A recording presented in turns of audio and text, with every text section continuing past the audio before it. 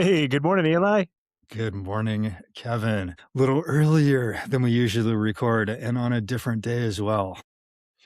Yeah, needs must. Needs must. Yeah. I'm on a spring break here in St. George, and there's like 25 people in this house. So I'm hiding in an unoccupied room, not speaking too loudly. And I know that you had to sneak away from your family to do this podcast, so we I all did. appreciate that. But what you need Absolutely. to tell your wife is what I tell mine, is that this is one of my outlets, so I don't talk about AI to her for another hour. So it's going to spare her that blathering. I think that's a fair point. I really do.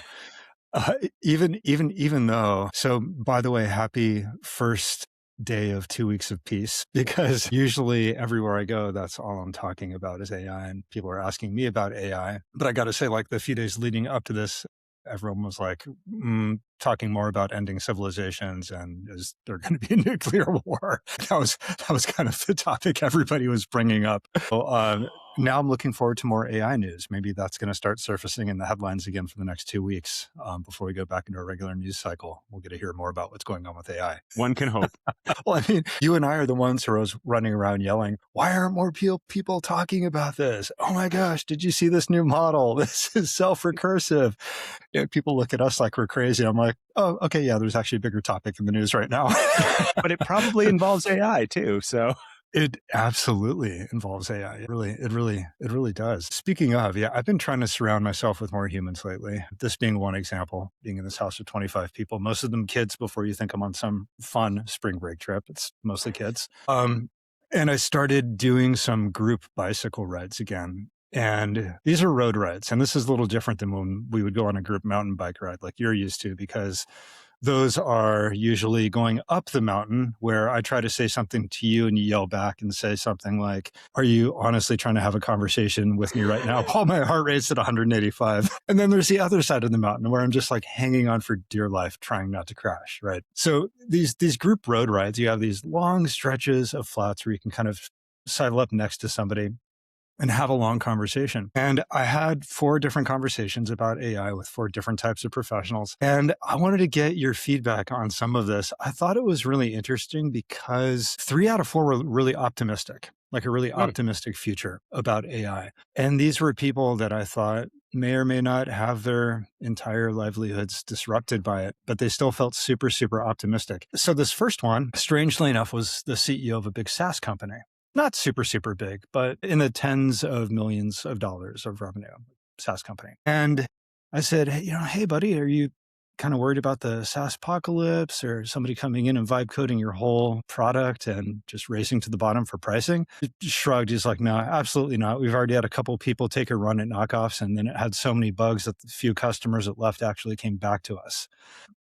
I don't know, Kevin. I was going to ask you, do you think that's just a snapshot of where we are in time? Like this is a very finite problem of somebody vibe coding a relatively complex SaaS solution, getting a few users because the pricing is so much less because they haven't had years and years and years of development, maybe tens or hundreds of thousands of dollars of development fees? Or is it just a now problem? Like the vibe coding is so early, right?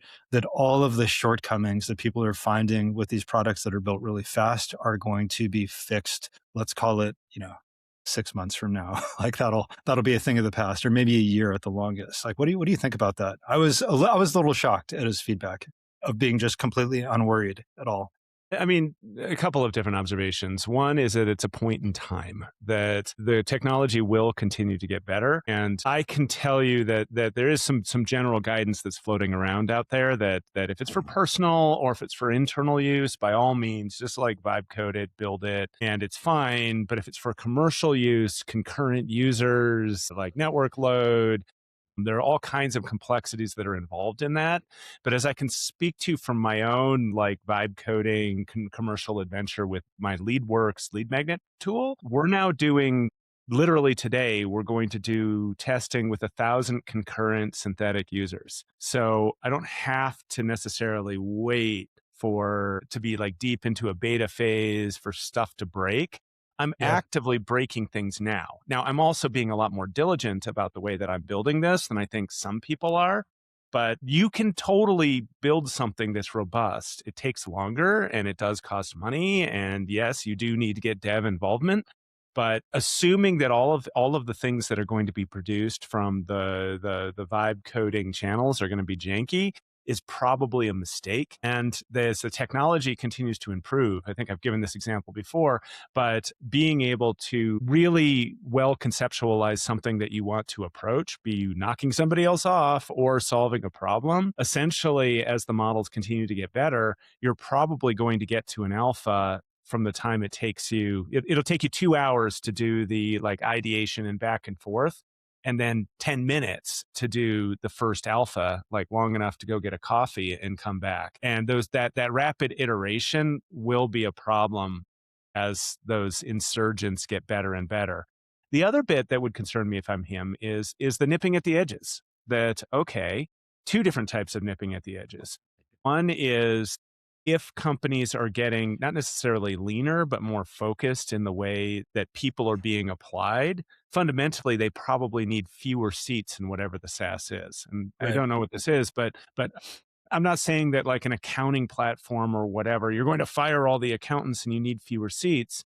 But if they're doing their job internally correctly, they're probably deploying more agents to start accomplishing more tasks. So the 5 accountants that they had on staff that were 5 seats in whatever SaaS might only need to be 2 seats, not because they fired the other 3, to be clear, but they've redeployed those people in a way that they're intercepting the data from this guy's SaaS, because that's going to be hard for him to deal with. And then there will be people who will decide, particularly in the SMB community, if the weight of the subscription is high enough, should they nip at it and be able to do whatever piece of it that they feel is most important for their business. And whatever that is, like, I think it's very easy when you're building a platform to build everything for everyone, because you kind of have to, because Right. otherwise you just like end up with all these edge cases that drive people away. So you spend all of this time developing all those features.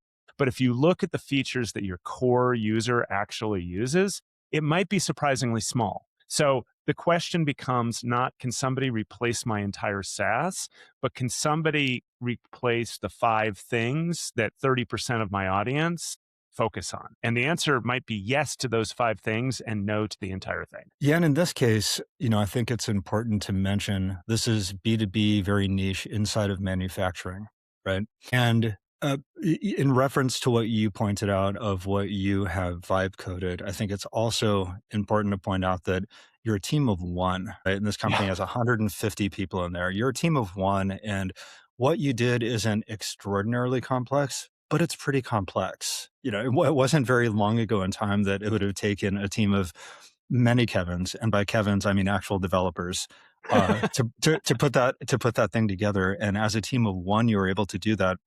And so the story that we've been hearing is that these teams of one will go out, find a piece of expensive SaaS, vibe code it themselves, and then go after a company that does have 150 mouths to feed and say, hey, users, we're going to give this to you at 50% of the cost, which is what he was seeing essentially. But when those users went over, they're like, oh, wait, they didn't really understand the nuances of this link in the supply chain or hooking up to this ERP, and that token doesn't really work the way it was supposed to. And they ran into enough little edge cases that it made it too annoying, and they went back and paid the higher bill per month. And so I was just curious, is this a little window in time we're looking at right now, and all of those nuances are going to start to evaporate, and that team of one will start to be able to build what's closer to a perfect clone for a fraction of the price? And my feeling is yes. I think that will happen. Just like all the other conversations we have about AI, when it's like, well, I can't really do this, and we're like, yet, this stuff's changing every week. So that one a little surprising as far as like just the optimism in terms of what he has to offer the market. Second one, I wasn't too surprised. This was a creative in film, more around the world of shorts for commercials, right? And we've seen a lot of AI marketing stuff pop up in the world of video. People are coming up with new video models, building on top of old video models. OpenAI killing off their little short form video model Sora. So a lot of churn in this corner of AI. And his position was people are always going to want organic people showing up with actors and cameras and lights and makeup. and getting permits. And, in my mind, I'm just tallying up the bill for all this stuff, right? And thinking, really, is everyone going to always want that? That sounds really, really expensive. And, the customers they go after have the money to pay for those things and they want organic and they want it to be authentic. And I was like, okay. Like, again, super, super optimistic. I was like, I don't know. I don't know if you're really seeing the end game of this or how fast it's going to change. I was a bit undecided on that one. What do you feel like about as far as that niche of creative space where there's lots of video production involved? Well, I know I said this a few weeks ago, but we're in this place where everyone can be a storyteller. And stories can be products, they can be businesses, they can be creative outputs like that. And a a creative spark that's common with all of that. And then up until now, there have been all of these technicalities and technician type things, which the people who do them would probably call them art. Okay, fine.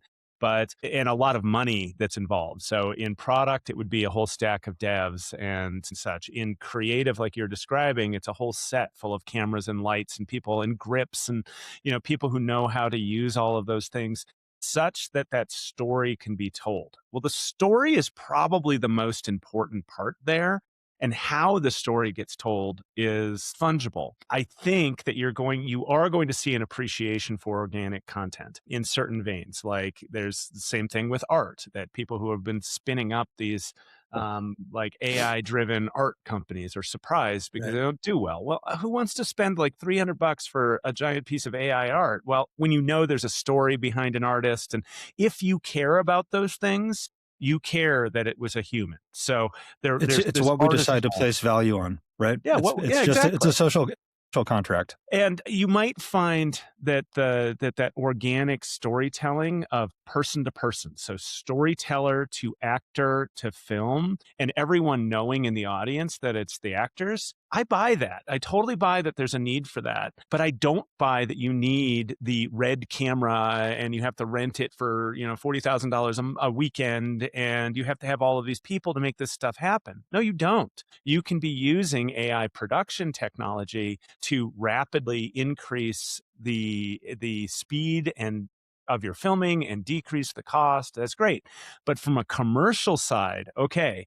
So again, like commercials like network and things like that. I It's also transient content. it's it's transient Yeah. content, and I hate to tell you, but the data suggests that people like the AI content. Whether that's good or bad from a humanity perspective, the commercial message is that highly tailored content, like take BTS, the Korean like boy band. Like Yeah. I read a piece that they're first off, I think everybody knows that it's not that it's synthetic music, but it's incredibly algorithmically dictated music.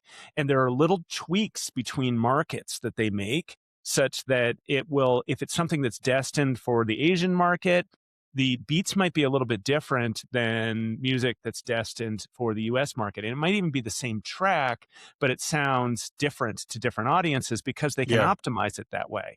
And the same is true with short form media. If you can optimize it to the nth degree based on data that you know, again, I don't think this is good for art. I'm not making that claim, but Yeah. if that is the way that you can rapidly make money from art, I promise you that's the way that commerce is going to go. And perhaps it's going to hit a ceiling at some point where people reject it and they want to go back to the artisanal style. You hear this term, this is a crazy term, artisanal code. So like It's like kids buying Polaroid cameras and vinyl again. yes, and Yeah. that could be a thing. That could be a total trend. Or, am I really going to pay more for an app that a guy dutifully coded in his basement? Yeah. Like I Yeah. don't think so, but maybe.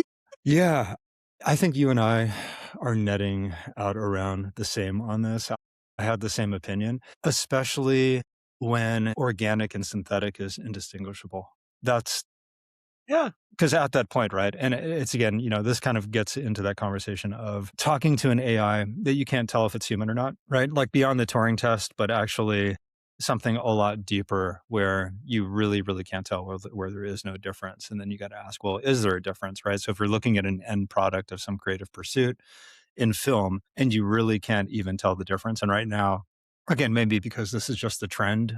Short form ads on Meta's platform are performing much, much better than the actual organic ads. Like that's just the way it's working right now. Who knows if there's going to be a correction, but when you can't tell the difference between the two, when nobody can, then I think it's just really going to be driven by economics 100%, right? Well, what other incentive is there going to be? Like I'm going to pay for the 35 people on this sheet of line items to get this little commercial put out, or I'm just going to have a couple prompt engineers sitting here working on this video until it gets right and then stitching it together for, 1/100th of the cost. So So, that's probably where it's going to head, in my opinion. in the business news side, we don't do a lot of this, but Ben Affleck of all people created versus invested in versus like shepherded it along an AI company. It's called Inner Positive. He sold it to Yeah. Netflix for $600 million. But it's interesting to look at what it does because it's not like purporting to do, art in a can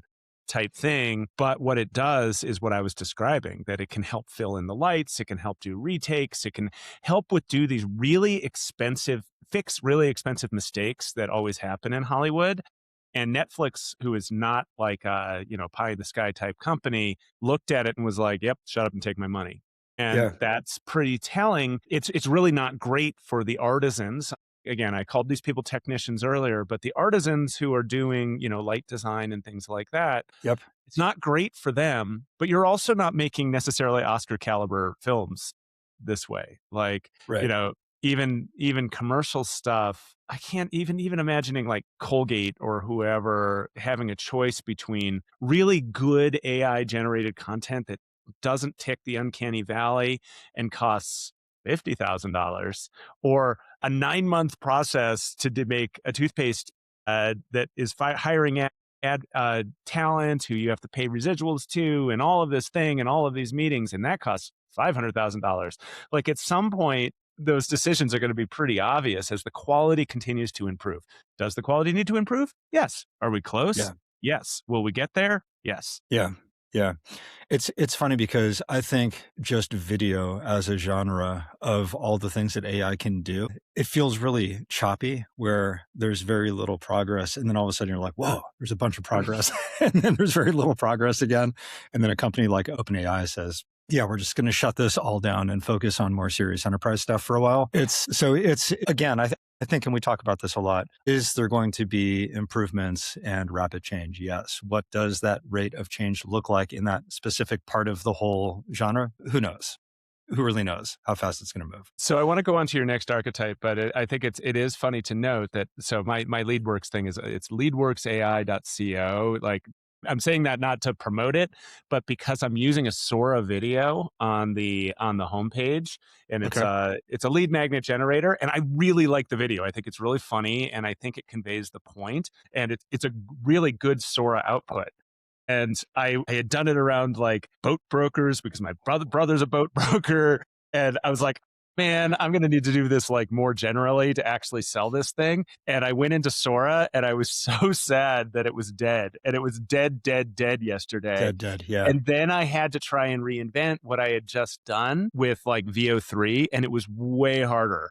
And I didn't really get there, to be honest, in the way that Sora was getting me there. So now I have a hole, and there are other approaches to this, but the rumor was that Sora was burning $15 million a day for like cat videos, and at some point, even like Silicon Valley Bank is like, hey guys, maybe you shouldn't be doing that. Is this product going to make money ever? Yeah. What's or the just plan here? like drain the lakes of the Midwest, right? So, but I now have a hole, like somebody will fill this hole, and I will now have to pay for it. When I went to VO3, which is the Google video generator, lo and behold, their free uses are gone now. So you have to hook it up to an API, and you need to pay the piper for your use, which, okay, I'm fine with. I'm not building a business where I need to create. You can get pretty far for $50. Yeah, exactly. And it was absolutely worth $50 to me, but I was a little despondent because I went from having a good idea, working with a good prompt, because again, prompt engineering is still kind of important. Yep. And I think I did, especially with video. You can get really nuanced with those prompts. maybe I did 3 versions of it in Sora, and then I hit one that I liked, and I was like, "Cool, this is great." Move on with my day. Yeah. Now I'm back in this land of fiddliness, but I wanna hear about your next archetype. Yeah, yeah. I mean, just to put a bow on Sora, it really was the easy button of video generation. It really was. Like you could have a very, very haphazard prompt and get something very close to what you were looking for. Where VO is definitely more finicky and I would say a lot more full of surprises, things that I didn't want where I'm having to rework it. And like a lot of the other Gemini powered products, I find myself getting into these little ruts where now I'm kind of stuck in something that I don't want, and then I have to start fresh again. So Sora, very different, very easy. And this third guy actually was also very upset that Sora got shelved because he was using it heavily. So another creative, but a different kind. So this is an entrepreneur with a very small team making products for himself, actual physical products. And he's also a creative. And he said that AI has completely changed how he feels about his work because all of the mundane stuff, all of the pushing around things and building reports or having to do presentations for different companies that he's trying to sell to were just done in a few clicks, like just totally, totally done. And he said these were things that would tank an entire day for him before, and he would absolutely dread. We talked about people filling out their warranty cards for this product, right?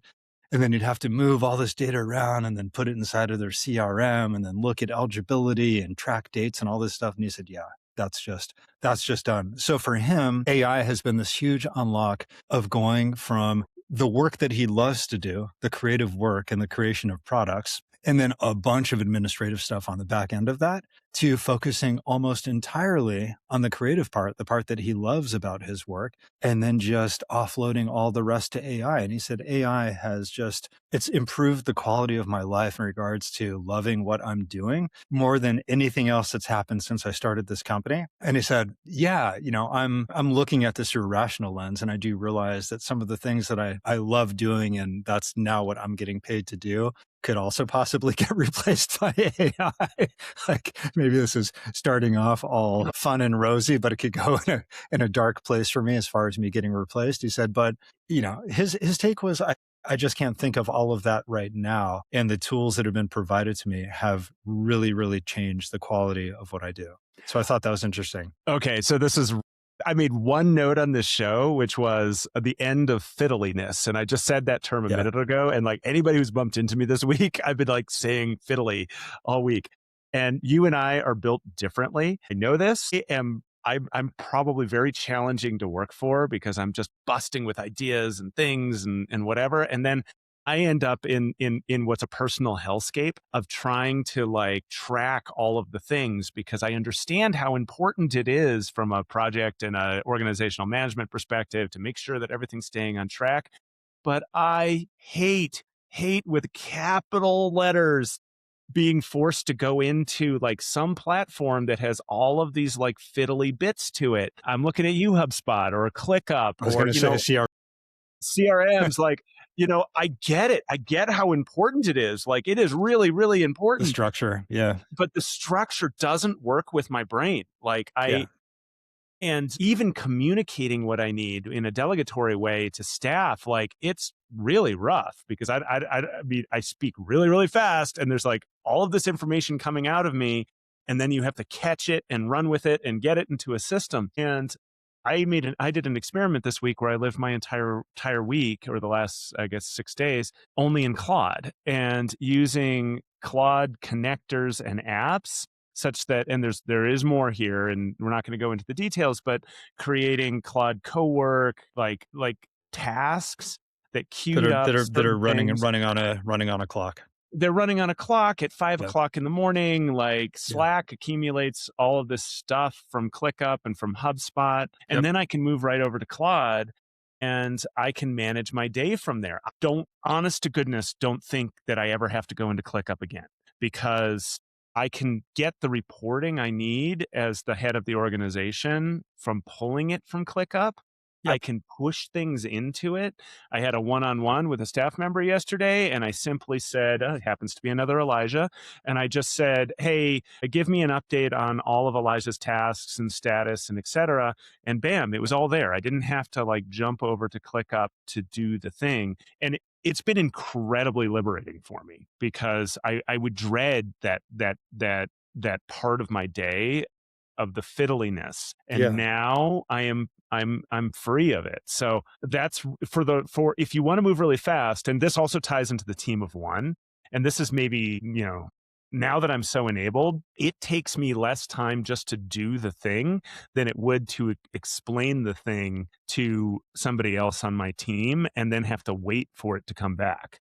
Like, I end up doing things that I probably shouldn't be doing, but they get done so fast such that I can move on to higher value things. And organizationally, I think that's something I'm going to have to deal with. Again, I'm lean. I'm certainly not going to like do away with people, but people who were doing certain things, they will no longer do those things because I'm enabled just to make them happen either completely automatically or with a couple of clicks. So, okay, I want to talk more about what you're working on because I did something similar this week. But I just want to be clear that what you're doing is far more sophisticated than the upside the sky is seeing, right? You're building things that are running while you're sleeping, connecting dots for you, plugged into a bunch of tools directly that you don't want to have to bother going into. Whereas this guy is probably dumping in 5 different spreadsheets into a custom GPT that he built that then takes all of the data he's looking for in those 5 spreadsheets and puts them into one report, right? Or he loves Notebook LM, right? Because he can put everything about his product and then everything about the customer inside one of these notebooks and then say, generate me a pitch deck. And then it just pops it out. And this is something you would have spent an entire day doing. What you're talking about, I think, is worth touching on a little bit because it's very new. Like this idea of Claude having these connectors for other tools is relatively new. And I want to bring up that there's 2 flavors of these connectors, right? There's the ones that Claude publishes where you just press one button, it asks you for your log creds, and then you go right in there, right? Then there's all of these other MCP tools that you can hook up to Claude that are a little more brittle. And by a little more brittle, in my experience so far, you have to reconnect them at a minimum once a day. So something will be working, you're getting your information from ClickUps is actually really good. I've only had a break one time over the course of 2 weeks or how to go ahead and reestablish the connection. Other ones, not so much. There's a great to-do app that has a free tier that gets me just about everything I want called Todoist. And I really like it. I like the way it's organized. I like the mobile app, the desktop app, everything else. And they had this connector to Claude, but it wasn't the one that Anthropic published, right? And it breaks every single day. So I'll ask my little project, hey, what's going on in my to-do list right now? Like what's coming up, what's due, what should I change the date on? Can you add some notes over here? It'll do all of that stuff just through the conversation. And again, that's great. I don't have to go into that specific app and type a bunch of stuff. I can just have a conversation the way that you do with ClickUp. But every day it says, oh, I don't have access to that tool. I'm like, no, you do because we did it. It's like, I don't see it here. And so I have to go back into, not the Claude app, but I have to go back into the browser version, into my settings, remove the connection, reestablish the connection. So the workaround I found, I thought you'd appreciate this, Kevin, is that in Cowork, I actually give it Chrome access. And I have it go into the browser-based version of Claude and reestablish that connection every day at 3 a.m.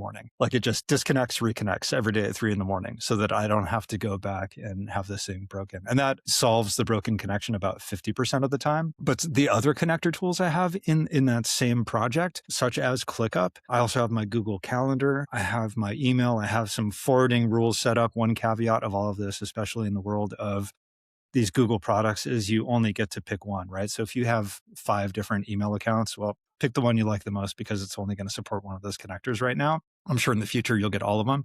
Same thing with your calendar. So I have some fancy forwarding rules set up, but I now have this singular chat that is the closest thing I've had to a personal assistant so far because like you, I can say, hey, what's going on in ClickUp? Can you tell me how much content we have for the next 2 months? It'll automatically look for stuff and flag it and say, oh, this is past due. It'll do the same thing in my to-do list. I can say, hey, I just got off the phone with Kevin. We're going to have a meeting with these guys next week. Can you please put it on the calendar? And then instead of me having to go into my Google Calendar app and create an event, it just does that for me. It puts in all the event details. It will put together email drafts for me. Say, oh, I forgot I was going to email Kevin and tell him about this great mountain biking spot. Can you create a draft in my Gmail? It'll do that.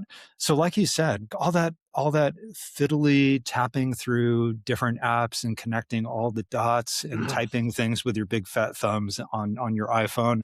I feel like those days are in their last. Like this stuff is getting simple enough to set up where you really can have this, we've been talking about it for a really, really long time, right? Like what is the next smartphone OS going to look like? Is it just going to be a little prompt box, like a little text box where you put in a prompt and that is the OS, right? I feel like we're starting to get there with these tools. A couple of different things. I feel like I want to more than double click on it. But one is you're also doing this verbally. I happen to know, we're both big onto dictation. So being able to just basically talk to it is you can muse, you can meander. Like it is like having a real deal executive assistant who's just standing in your office at attention, like waiting for your missive to go actually do stuff. Not like move some paper around, but actually go do it.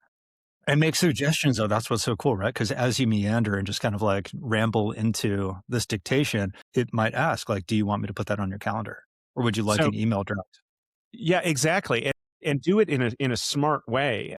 Like, so from the calendar connection perspective, it's a virtual world. Most of us have virtual meetings, but I have an in-person meeting after this. Part of why we're meeting so early, but I have to drive a half an hour to get there. It picked that up, that I was going to have to get into a car, and it suggested, hey, do you want to block time before and after? Because it looks like you're going to be driving. And that's exactly the sort of thing that would have caught me previously, because I would manually put those little blocks on my calendar so I wouldn't get stuck in the car. It's so annoying. But I had to instruct it to do that. It wasn't like, hey, I'm going to look for that type of thing and suggest that it's out there. But you said something else that's interesting that I think that our listeners need to know, which is it's one chat. So I'm creating a single chat in Claude. I'm contextualizing that based on the information of my day that I'm getting from, there's some stuff going on behind the scenes, but it's not like overly complicated. But it's basically summing my day, and it's still a little janky in that I actually cut and paste it from Slack to browser, and there's some reasons for that. But because the browser has all of my context about everything that's going on in the rest of my world, it's just more powerful than trying to do it in the desktop version. But then I stay in that single chat throughout all of my tasks. And unless I'm going to go vibe code something, or unless I'm going to work on a very specific project, I've gone from having 19 Claude tabs open to having like 2 open, and I just run my day because it knows what's going on, and then it does a midday check-in. The other observation for your friend with the SaaS company is by doing that, and this is a little bit of a divergence. Basically, I'm using ClickUp and HubSpot as just glorified databases that are really good at structuring CRM or project data, and they are really good at structuring those things. But if I never actually have to go there because my UX, my experience is in Claude, that's going to be a problem for any SaaS that allows it.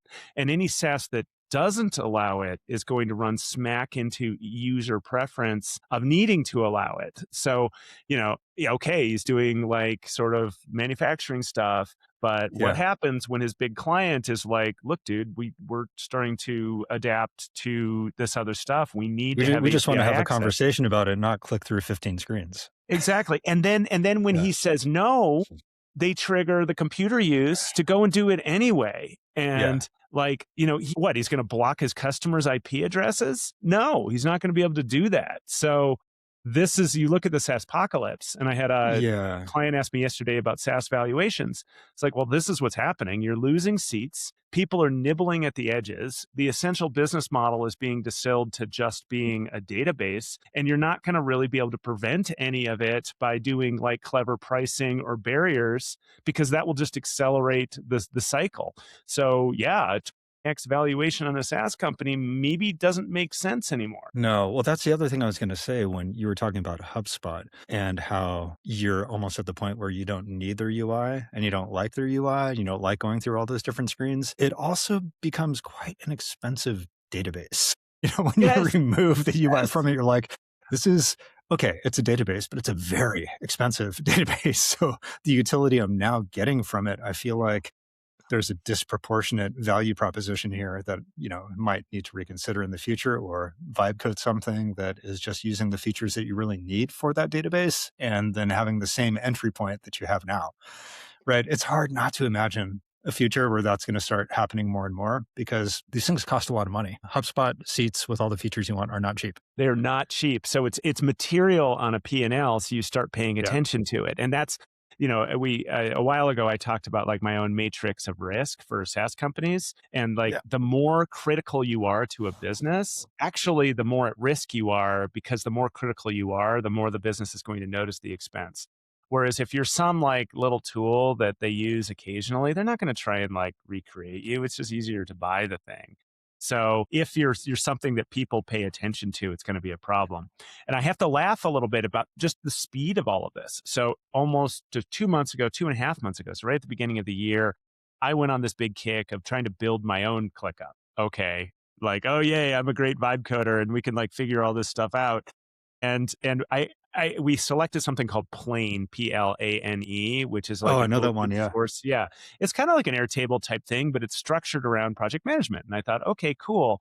We could use this thing to build our own system, and we're going to activate it all through Slack and whatever. And the short story is it didn't work because it was going to be too fiddly to manage the platform itself that we built, because people were going to need to be in the platform. And ironically, I ponied up and I bought ClickUp licenses for the team. And I was like, okay, moving on. We got to focus on things that are actually going to make us money. And now I went to my team member who's administering the whole thing, and I was like, I actually think that we could do Plane, because if you don't care about the UX and you don't care about how that works, Plane would work great, Yeah. because it doesn't matter that it's kind of ugly in the back end and it's kind of hard to navigate, as long as the data is available in a way that Claude can use it. Point for our users that they shouldn't miss is, you and I we're obviously become like big fans of Claude. Claude does a lot of stuff. GPT has something called Skills that they've launched in their browser that works remarkably similar to Claude Cowork, but it does it in the browser. And that Yeah. actually can be really, really powerful. So don't despair. Like, don't get me wrong. Like GPT is super, super powerful. There's a lot going on. Claude got the edge as far as a lot of these automations, but it's not like OpenAI isn't paying attention. So if you're on GPT, check out Skills and check Yeah. out the connectors that are connected to it. And you might actually find that that's going to work great for you. You can schedule them. They can connect to a whole bunch of other things. I haven't gone super deep on it, but you don't necessarily need to bail on GPT and go to Claude. They're all going in the right direction. For sure. I mean, everybody's marching into the same territory, especially when they see something that really sticks and has promise, and you're like, oh, whoa, maybe this could be the future right here. Every other lab is going to follow the same direction. You said something I was really curious about, that you're still copying and pasting a lot of stuff in that kind of personal assistant workflow where it's coming out of Slack and you got to take this and you got to paste it into there. And I'm guessing that's because you built this in Cowork. And I'm curious why you're not just using like the browser-based chat inside of Claude to do that, because you can have those connectors in your settings there as well. Not as many, and some of them aren't as robust, but you can do it. I have to admit that part of it is just a hardware restriction. My poor Mac, I have a Mac M1, and when you're running as many Chrome tabs as I'm doing, like I run Yeah. into system instability issues. So Okay. basically I need to pony up for a better Mac. I'm at the tail end of it, but like I think a lot of people who you have consumer grade like equipment. This is a good Mac, but it's 5 years old, and Right. like it's at the tail end of its life cycle. And people are not necessarily realizing how much of this stuff is taking local load on their machines. And we're not a hardware show at all. But if Yeah. you have just like an off the shelf, like MacBook Air that has 8 gig of RAM, you're actually going to run into some problems if you're doing like Claude code or if you're running Yeah. 1,000 different browsers and things like that. I also just kind of find the workflow a little kludgy with the windows. And my other like big talking point this week has been like I feel like we're between user experiences right now because there are a bunch of ways that you can do this and they all feel a little bit different and it hasn't quite been unified yet. And I think that we might be heading for a different experience that's a little bit more proactive. And yeah, I mean, I could spend the weekend and I could go out and I could build myself a dashboard that allows me to give like a single source of truth for all of this stuff and then trigger the Claude conversations or the Claude chats off of that. But I think that might be heading our way, and that the way that we can all picture an LLM chat might be. I don't know what this is going to look like, but it might be about to change in a way that it's encompassing a lot more information as more of like a control center. And if you want it super simple, cool. But I if think you're you right. Yeah. want to be able to pull in these things such that it's not all of this duct tape pieces of information, there's going to have to be a UX change. And for me, from a behavior perspective, I did try and automate this stuff. I tried a bunch of things and, maybe I need some tutelage on some other ways I can do it. But at the end of the day, triggering my awareness in Slack such that I'm always in Slack. So it's an unread message. It's there first thing in the morning. And I first tried to build it such that I would just do everything in Slack, but one, that would end up on the API, so that could get really expensive. And two, because it was like local knowledge, it didn't have the basis that browser had. So I gave up and decided, you know what? I'm just going to put a copy button in Slack and yeah, couldn't be bothered to actually highlight and copy. So that I could just, it's one motion, grab it in Slack, dump it in the browser and move on with my day. And Is there a robust Slack connector for you for Claude? yeah, it's great. Okay. Okay. Yeah. I'm off of Slack now. And if you're paying Yeah. for ClickUp, by the way, you can have all those same chat features that you have in Slack inside of ClickUp for the same. Don't get me license started fee. on Slack. Like Slack might be the most valuable part of. I'm actually not a hater at all. Like except for the noise. I used it for over a decade. Yeah. It's expensive. We're not, like we are a workflow show. It's really expensive. It could get really expensive, but it might be the most durable asset that Salesforce has because it's cross-client. Like I bet you still have a Slack account, and if you needed, you could spin it up because I have 9 clients who need to use Slack for communication, and I have to use it. Like even in the future world, the idea of me connecting to their ClickUp communications tool, like there's just no way. So we have email as ubiquitous communication. Depending on who you work with, it might be WhatsApp, and Slack is the other one. Those are the only ways, that you can communicate. So Slack's in a good place. And if they jacked up my price, I would find clever ways of getting around it, I'm sure, which again is a problem for them. But it's in my column of very unlikely to unsubscribe. Yeah. So again, you have the things you do internally and the things that you do externally, client-facing things, right? And so internally, getting off of Slack and moving to ClickUp, where we were already paying for seats, saved us about $10,000 a year doing that. But as far as getting people outside of our organization into ClickUp chat and off of Slack, 1 out of every 4 was just like hard no. No, we're not going to get into another real-time chat. We're already in Slack. You guys got to talk to us in Slack. Right. Still, I'll take the 10 grand savings and then just deal with Slack when we have to. But, one of the things you talked about as far as being in this time with these tools where, it's a bit fragmented and it's hard to stitch everything together right now, but it's getting there. I think one of the things with Claude Cowork that you're pretty deep in right now is that is not a mobile experience, which is why I tried to build everything in their browser-based project or a singular chat.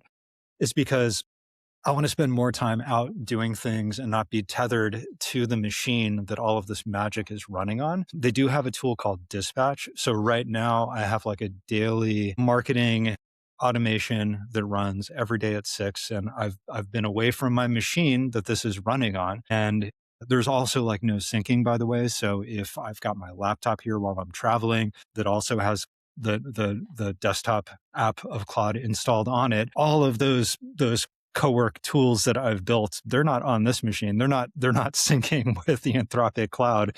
It's all standalone, right? So I've got this Big Mac studio back in Salt Lake City, and I'm 5 hours south from there. And so I'm using a free product called Tailscale, and then screen sharing on my Mac so I can actually look at my desktop and make sure these things are running correctly. And because I don't want to get up at 6 a.m. when this automation starts running while I'm on vacation, I've been grabbing my iPhone in the morning, opening up the Claude app, and then hitting this feature called Dispatch, where I can actually talk to my computer and say, hey, how is that marketing automation doing today? And it'll say, good, we're on turn 517. I saw it got caught up on this, and it'll give me a little report of how that automation is doing, right? So it's you can see that it's getting there, that the pieces are all coming together, but it's all still a little bit of, like you said, copying and pasting and duct tape and everything else. But my rationale for trying to do all of this inside of a Claude project or a Claude thread is because I want to have that continuity between devices, right? I want to walk away from my desktop and then check in at lunch and maybe ask that same assistant who has that persistent memory of what we've talked about, what's coming up on my Google Calendar, right? I want it to all be tied together. And I'm getting closer. And one unlock that I came across this last week that I think is worth mentioning is that when you're building these different automations or projects or anything else, you have a set of instructions, right? You can think of it as like a very evolved prompt that's very long, and it thinks of everything, and it might have a whole series of steps for whatever you're doing, right? So you've got this set of instructions, and there are different ways that Claude can go reference those instructions. And in Cowork, one of my absolute favorite things about this that makes it very different than having the instructions for, like, let's call it a custom GPT or a Gemini Gem or a Claude project, any of these reusable things you're going to be doing, is that just like you don't want to go into your calendar to type in all the details of how long is my commute time and how long should I block and who do I need to invite. I just want to have a conversation about it. When I have one of these tasks, and I see a better way to do it based on an output, I just also want to have a conversation about how to make that thing run better without having the conversation first, then looking at the instructions and either editing some lines in those instructions or pasting in a new file or uploading an attachment. And in Claude Cowork, you can do that. Like, so if you have these tasks that you've built, you can say, oh, by the way, when you're extracting this bit of data from HubSpot, I only want these 2 fields. I don't want these 4 other fields you're giving me. And it'll say, great, would you like me to update your instruction file to reference that? And then you don't have to do any of that fiddly stuff, right? So I've been putting my instructions inside of a document in ClickUp and using that connector. Basically, before I start that conversation, the first thing it always does is it reads those instructions and it reads a second file in ClickUp, which is a memory file of everything we've been talking about. And that way I don't get this huge token cost of having to go through an endless, really long thread to pack everything up. It just writes it to a memory file. So I'm using a fraction of the tokens by being able to occasionally start a new conversation in the same project in Claude. And it just references a memory file it's been writing to and its instructions. And whenever I find something that I don't like the way this assistant is doing something, or I want to add something to it, we just have a conversation and it writes it in those instructions for me. Huge unlock. I have Huge to laugh unlock. because this was like last night. My Elijah and I were going back and forth about this because we were trying to do something clever with ClickUp to create personas for the staff such that Claude they'd know Elijah has a dev background and, he handles technical client engagement and whatever. And so is working For on like this. task routing? Like just so Yes, it would but be yeah, smart exactly, about task routing? Okay. But the challenge that we were having was, where does this document live? And we landed on ClickUp for the same reason, because it's so accessible. And I had actually just done the same thing that you're describing using ClickUp. You're using ClickUp as the document repository because the data connection is so clean and stable, Yeah. versus trying to mess with a document. Google Drive for example, very finicky about how Very Claude finicky. gets the Yeah. files. And, So oh no, it's not no, this is a .md format. I can't read it with this connector tool. Great, you put it on a Google Doc, but now I can't write to it, right? There's all these hangups. yeah, But the ClickUp document, and by the way, it doesn't have to be ClickUp. Obsidian is another one of these sure. products Yeah. that is also has a huge free tier. Notion. We'll do the same like, thing, Notion, yeah. yeah, exactly. A lot of people are doing stuff with Notion. Obsidian is kind of a scary road for mere mortals, but It's a little more like developer-y. a little bit more developing. But like for a lot of people are familiar with Notion, and just think about that. You have a document that's on Notion, and like just like you would with a task, you're using Claude with some automations in it just to keep that document up to date, so it knows all the things that happened yesterday. This is a point in time, though. Like obviously, that's stupid. That over time, like Claude It itself, would just all be in Claude. Yeah. it's just all going to be in You Claude. wouldn't have to be playing like pass the baton between a bunch of different platforms. And it is jumping through challenging. hoops, but yeah. I made a note to myself, and it's funny. I learn things from these conversations as well, or things come to mind. So I have a daily task that looks for really neat ways of using Claude Cowork to do other things. And I realized that I hadn't actually connected it to my daily planning. So I have my daily planning task, but off to the side, I have all of these neat uses of Claude Code and Cowork. So what I'll do today is I'll basically link the two such that whenever basically I'm doing something repetitive, Claude can recognize that I'm doing something repetitive. It can look at its own repository of clever things that other humans are doing with Claude and make a suggestion for an automation or a workflow that I might be able to just take off the shelf from GitHub or somewhere else and put into place. Exactly. Yeah. We talk about this concept of portability a lot, Yeah. right? And that's another point is when you have these dynamically updated instructions sitting in a plain text file somewhere that your LLM is accessing. If tomorrow OpenAI or Google wakes up and says, wow, we've done all of this a lot better, it's like, guess what? You have your entire workflow there in one document. It's not like you have to tease a bunch of stuff out or like recreate this GPT as a Gemini gem with all of its new, you have the whole thing right there, right? Which I think is a super fascinating part about all of this. We haven't really seen how big SaaS is going to react because they're definitely trying to figure it out. We talked about that a minute ago, but there's going to be a bit of a fight or flight moment here. Maybe it's not tomorrow, but in the next, couple of years, you're going to see pushback. And it's probably going to be enterprise level stupidity as far as the way that they do it. And it will either change the way that a lot of these different pieces work, or it will accelerate adoption of new ways of doing things. And that was a little bit mealy mouthed, but like, the corpus of these big companies is not going to go down quietly. So No. like they have to figure this out. Like they absolutely have to. And there's so many different paths to how they could potentially figure that out, right? Is it going to be, ClickUp has been trying to figure this out. Like they get it, right? They understand what's happening. The writing's on the wall. And so you can choose a tier that gives you all of this AI functionality inside of ClickUp that I think is just calling like Chat GPT-4 or something. And it's incredibly expensive. Expensive. And you only get a fraction of the power that you'd get from using the models natively, right? So again, I'll get way more utility for way less money by just using the connector that Anthropic provides me to have my own tools talk to ClickUp than I would paying for that seat in ClickUp that gives me the AI tools.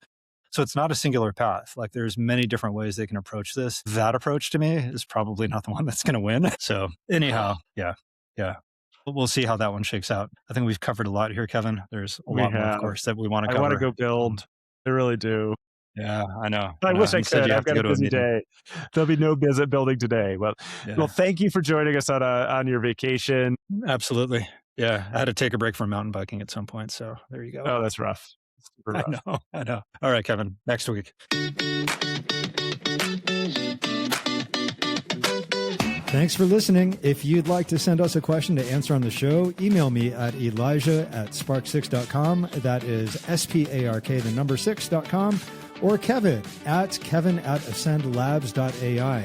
To learn more about AI strategy and training for your business, visit Kevin's company, Ascend AI Labs, at ascendlabs.ai.